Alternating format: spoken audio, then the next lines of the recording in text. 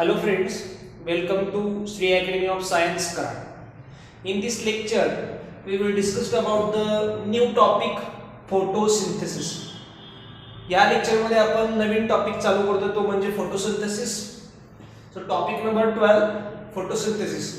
11वीच्या पुस्तकामध्ये किंवा 11वीच्या सिलेबस मध्ये हा जो टॉपिक आहे तो 12 नंबरचा आहे आणि त्याच्यामध्ये आपण आता बघणार आहोत introductions. So let us start introductions. काय म्हटले बघा, first point, sun is inexhaustible source of energy for earth.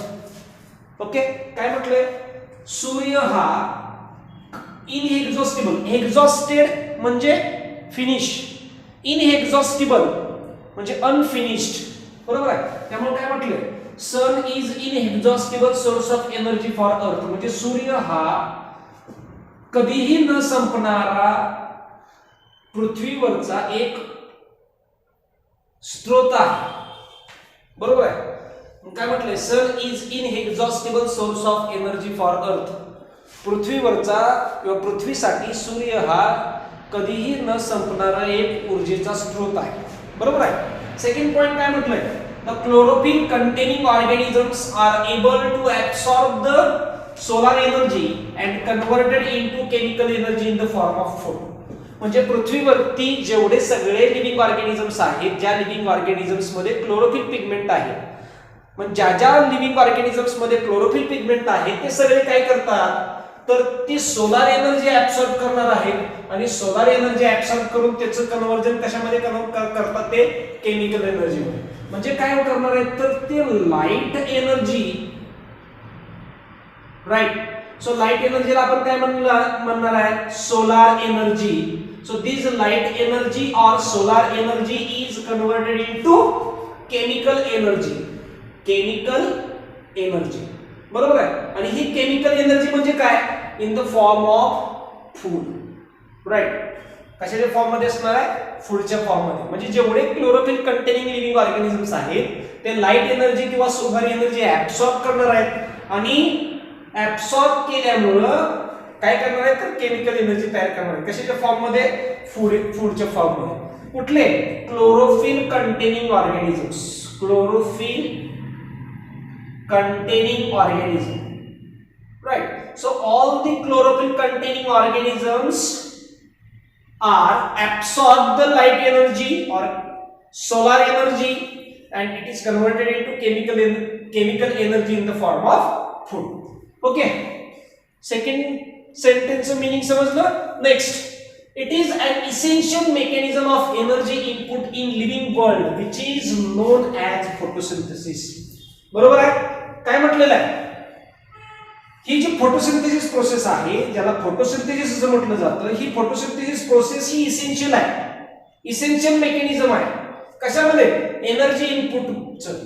Okay, कोणामध्ये, लिव्हिंग ऑर्गॅनिझम्स मध्ये. म्हणजे प्रकाश संश्लेषण ही अशी प्रक्रिया आहे, प्रकाश संश्लेषण ही अशी एकमेव प्रक्रिया आहे ज्या प्रक्रियेच्या मदतीनं सजीवांमध्ये एनर्जी ही इनपुट केली जाते, बरोबर आहे. म्हणजे पूर्ण जगामध्ये तुम्ही जर बघितलं, पूर्ण जगामध्ये तुम्ही कुठलीही अन्न साखळी घ्या, कुठलीही अन्न साखळी, ओके, ज्याला आपण काय म्हणणार आहे, फूड चेन, बरोबर आहे. तुम्ही कुठलीही जगामधली फूड चेन किंवा फूड वेब घ्या, it starts from sunlight, it starts from sunlight. That means the process of photosynthesis, बरोबर आहे. मग जगामधली कुठलीही तुम्ही फूड चेन घ्या, फूड चेन किंवा ज्याला आपण काय म्हणणार आहे, फूड चेन और फूड वेब, अन्न साखळी किंवा अन्न जाळी घ्या, it starts from sunlight, that is the process of photosynthesis. कुठल्याही अन्न साखळीची किंवा कुठल्याही अन्न जाळीची सुरुवात ही प्रकाश संश्लेषण म्हणजे फोटोसिंथेसिस या प्रोसेस पासून सुरुवात होणार आहे. म्हणून म्हटलेलं आहे, photosynthesis is only one way to input the energy into the living organisms. प्रकाश संश्लेषण ही अशी एकमेव प्रक्रिया आहे ज्याच्या मदतीनं सजीवांमध्ये एनर्जी ही इनपुट केली जाते. म्हणजे पृथ्वीवरती जेवढे सगळे लिव्हिंग ऑर्गॅनिझम्स आहे, ह्या लिव्हिंग ऑर्गॅनिझम्स मध्ये एनर्जी कोणापासून येणार आहे, तर फोटोसिंथेसिसच्या मदतीने येणार आहे. म्हणजे ग्रीन प्लांट्स काय करतात तर फोटोसिंथेसिस करतात आणि ग्रीन प्लांट्स वरती डिपेंडेंट असलेले जेवढे सगळे लिव्हिंग ऑर्गॅनिझम्स आहेत त्या लिव्हिंग ऑर्गॅनिझम्सना ग्रीन प्लांट पासून एनर्जी मिळणार आहे. ओके, आता याच्यानंतर आपण बघणार आहोत फोटोसिंथेसिसची definitions. Definition of photosynthesis. Photosynthesis, the word which is derived from the Greek language. हा जो फोटोसिंथेसिस शब्द आहे तो ग्रीक भाषेतून आलेला आहे. बघा, फोटॉन मीन्स लाईट, बरोबर आहे. फोटोसिंथेसिस कसं तयार झालंय, फोटो आणि प्लस सिंथेसिस, बरोबर आहे. ग्रीक वर्ड आहे. फोटॉन म्हणजे काय, light, right. And synthesis means putting together or prepare, बरोबर आहे. म्हणजे लाईटच्या सानिध्यामध्ये काहीतरी तयार केलं जातं त्याला काय म्हटलं जातं, फोटोसिंथेसिस, बरोबर आहे. So what is the definition of photosynthesis. बघा, it is defined as intracellular that means inside the cell anabolic process, बरोबर आहे. एनाबॉलिक प्रोसेस म्हणजे काय बघा, मेटाबॉलिझम शब्द ऐकला असेल तुम्ही. मेटाबॉलिझम म्हणजे काय, sum total of all reaction occurred in the body of living organisms, right. म्हणजे एखाद्या सजीवाच्या शरीरामध्ये घडणाऱ्या सगळ्या रासायनिक क्रियांना एकत्रितपणे काय म्हटलं जातं, मेटाबॉलिझम असं म्हटलं जातं. मेटाबॉलिझम मध्ये दोन प्रकार पडतात, एनाबॉलिझम आणि कॅटाबॉलिझम. एनाबॉलिझम म्हणजे मेकिंग प्रोसेस आणि कॅटाबॉलिझम म्हणजे ब्रेकिंग प्रोसेस. एनाबॉलिक प्रोसेस आहे, फोटोसिंथेसिस मध्ये फूड तयार केलं जातं ना, त्यामुळे मेकिंग प्रोसेस आली, बरोबर आहे. सो इंट्रासेल्युलर एनाबॉलिक प्रोसेस काय केलं जातं, in which glucose is synthesised, right. Glucose तयार केलं जातं काय काय वापरून, by using simple inorganic substance. Simple inorganic substance वापरले जातात such as CO2 and H2O in presence of sunlight and chlorophyll with release of oxygen as a by product. म्हणजे काय म्हटलंय, प्रकाश संश्लेषण किंवा फोटोसिंथेसिस ही अशी प्रोसेस आहे. फोटोसिंथेसिस ही इंट्रासेल्युलर एनाबॉलिक प्रोसेस आहे ज्याच्यामध्ये ग्लुकोज तयार केला जातो. कोणाच्या मदतीनं, simple inorganic substance such as CO2 and H2O कोणाच्या सानिध्यात, in presence of sunlight and chlorophyll. आणि काय रिलीज केलं जातं, oxygen as a by product. त्यामुळे डेफिनेशन काय सांगणार, photosynthesis it is defined as intracellular anabolic process by which glucose is synthesized by using simple inorganic substance such as CO2 and H2O in presence of sunlight and chlorophyll with release of oxygen as a byproduct, right. So ही काय आली, definition आली. Definition वरून आपण काही equations करू शकतो. बघा, the overall equation of photosynthesis is काय आलं, 6CO2 plus 12H2O in presence of sunlight and chlorophyll A. It will give C6H12O6 plus 6H2O plus 6O2 as a released as a byproduct. Reaction balance करा. Total carbon किती आहे, 6 आणि 6 carbon. Oxygen किती आले, 12 आणि 12 24. त्यापैकी इथं 6 आहे, इथं किती आहेत, इथं 6 आहे आणि इथं 12 आहे. म्हणजे 7 6 12 आणि 12 24 आले, बरोबर आहे. त्यामुळे आणि हायड्रोजन किती आले, टोटल 24 आले. इथं 12 आणि इथं 12 झाले 24. ही रिएक्शन बॅलन्स झालेली आहे.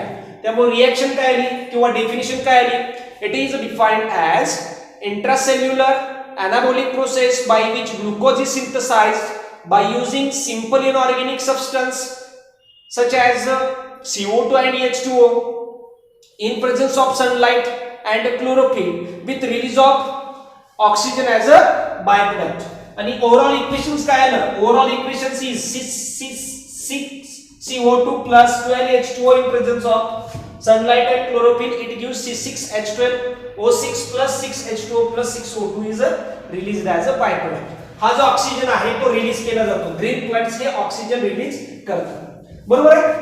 मग आता बघा, on the basis of definition and equations, 4 factors are important in photosynthesis. तुम्ही जर डेफिनेशन आणि इक्वेशन्स वरून जर बघितलं तर 4 फॅक्टर आहेत जे फोटोसिंथेसिस मध्ये इम्पॉर्टंट आहेत. मग ते कुठले आहेत बघा, 12वीच्या किंवा 11वीच्या एक्झाम मध्ये विचारलं जायचं. पहिला हा टॉपिक 12वी मध्ये होता, आताच्या नवीन सिलेबस प्रमाणे 11वी मध्ये आलेला आहे.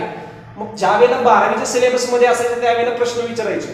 मग डिफाईन फोटोसिंथेसिस, त्यावेळेला मुलं बरोबर फोटोसिंथेसिसची डेफिनेशन द्यायची, किंवा give the equation of photosynthesis, student बरोबर हे इक्वेशन्स तिथं सॉल्व्ह करायचे. किंवा 2 मार्काला प्रश्न असा पडायचा, what is definition of photosynthesis, give it's equations, त्यावेळेला प्रश्न पडायचे. 2 मार्काला तोच प्रश्न फिरवून टाकला होता, on the basis of definition and equations enlist the 4 factors which is essential in the process of photosynthesis. त्यावेळेला मुलांना लिहिता आला नाही. सोपं होतं, जे 4 फॅक्टर फोटोसिंथेसिस मध्ये इसेन्शियल आहेत तेच लिहायचं आहे. मग काय आहे, on the basis of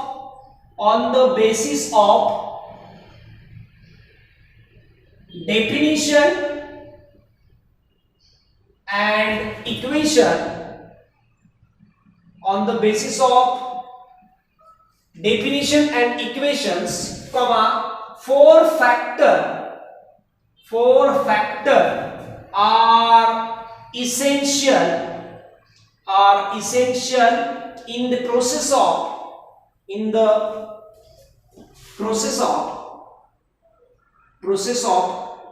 photosynthesis. Right. So on the basis of definition and equation, 4 factors are essential in the process of photosynthesis, and these are, first one is sunlight. पहिला कुठला आला, सनलाइट आला, बरोबर आहे. दुसरा काय येणार आहे, क्लोरोफिल पिगमेंट.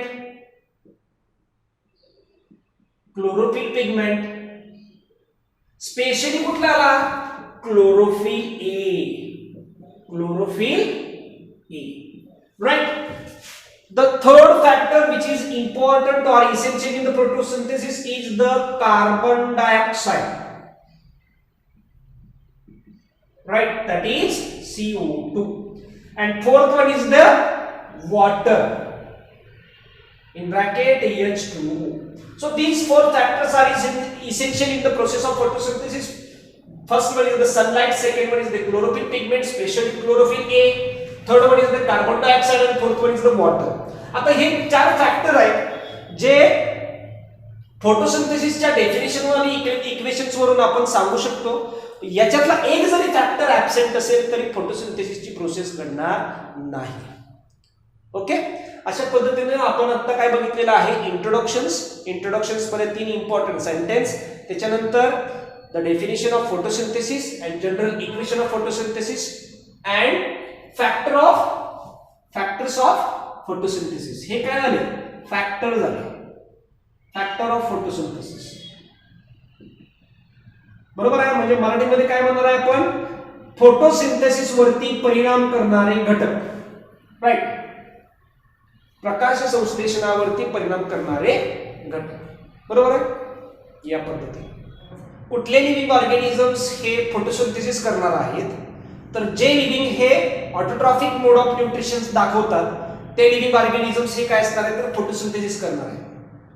ओके, मग ऑटोट्रॉफिक मोड ऑफ न्यूट्रिशन म्हणजे काय, तर जे सजीव स्वतःचं अन्न स्वतः तयार करतात त्यांना काय म्हणायचं आहे, ऑटोट्रॉफिक मोड ऑफ न्यूट्रिशन, म्हणजे ज्याला काय म्हणायचं आहे मराठीमध्ये स्वयंपोषी. जे सजीव स्वतःचं अन्न स्वतः तयार करतात त्यांना म्हणायचं autotrophic mode of nutrition. Okay, so autotrophic nutrition म्हणजे काय, organisms which prepare its own food are said to have autotrophic mode of nutrition. म्हणजे जे सजीव स्वतःचं अन्न स्वतः तयार करतात त्यांना म्हणायचं स्वयंपोषी किंवा autotrophic mode of nutrition. So autotrophic nutrition, organisms which prepare their own food are said to have autotrophic mode of nutrition. मग त्याचे एक्झाम्पल्स बघा. The first example is examples बघा. एक काय दिलेलं आहे, most of the members of kingdom Plantae. All kingdom Plantae असं का म्हटलेलं नाही, काय म्हटलंय, most of the members of kingdom Plantae. म्हणजे किंगडम प्लांटी हा जो ग्रुप आहे त्याच्यामधले मोस्ट मेंबर्स. ऑल असं का म्हटलेलं आहे, कारण किंगडम प्लांटी मध्ये असे काही लिव्हिंग ऑर्गॅनिझम्स आहेत जे हेटेरोट्रॉफिक मोड ऑफ न्यूट्रिशन दाखवतात. अशा काही वनस्पती आहेत जे हेटेरोट्रॉफिक मोड ऑफ न्यूट्रिशन दाखवतात. ओके, एक्झाम्पल जर मराठीमध्ये सांगायचं झालं तर तुम्हाला अमरवेल.